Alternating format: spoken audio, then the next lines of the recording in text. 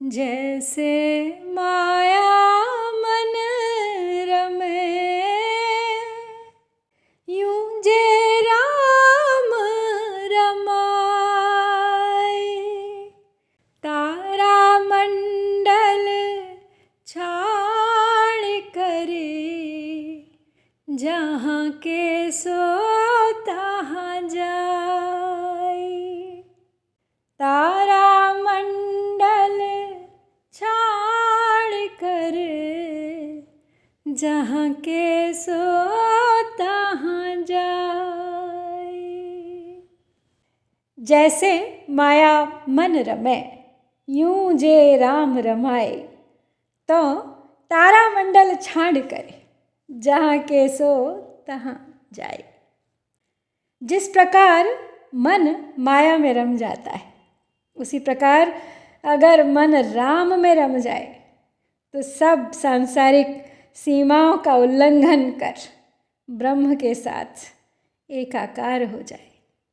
तात्पर्य है कबीर का कि मन जब सांसारिक मोह माया में रम जाता है तो हर पल हर क्षण उन्हीं सांसारिक संबंधों में, इच्छाओं में, वस्तुओं में उलझा रहता है।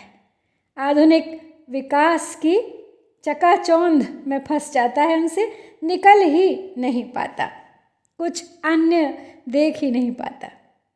और फिर ईश्वर की ओर तो बिल्कुल लगता ही नहीं।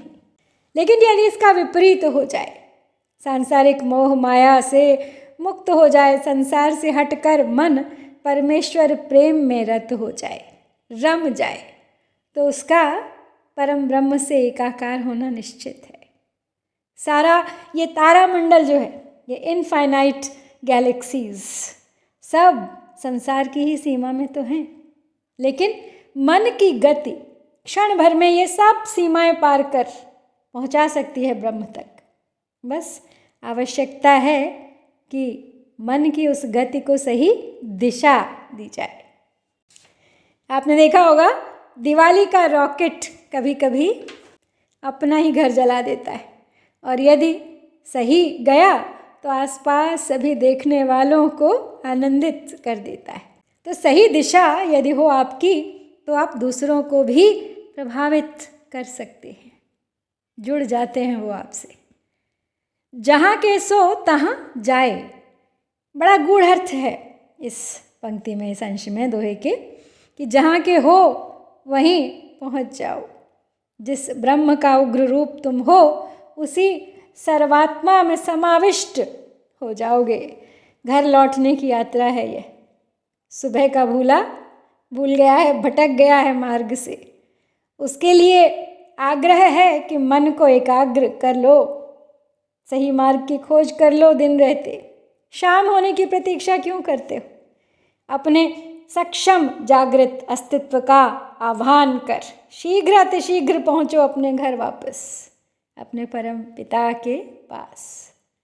कितनी सुंदर बात है और कितना सुंदर शब्द चित्र बनाया है कबीर ने यहाँ पर। एक बार देख लेते हैं उनकी इस शब्द व्यंजना को। तो सबसे पहले है माया। माया क्या है? सांसारिक आकर्षण। रमे, रमे यानी रम जाए, प्रवृत्त हो जाए। यूं, यूं इस प्रकार, यूं जे यदि, यदि इस प्रकार, रमाए, रमे, रमा ले, रम जाए। तारामंडल, ये सब ग्रह नक्षत्र जो हैं सब तारामंडल ही है। छाड़ कर यानी तारामंडल को छोड़कर, तारामंडल से परे जाकर, जाए। जहाँ के सो यानी जहाँ के हो, जहाँ से तुम आए हो, जो तुम्हारा घर है, तहाँ जाए, वहीं चले जाओगे, वहीं पहुँच जाओगे।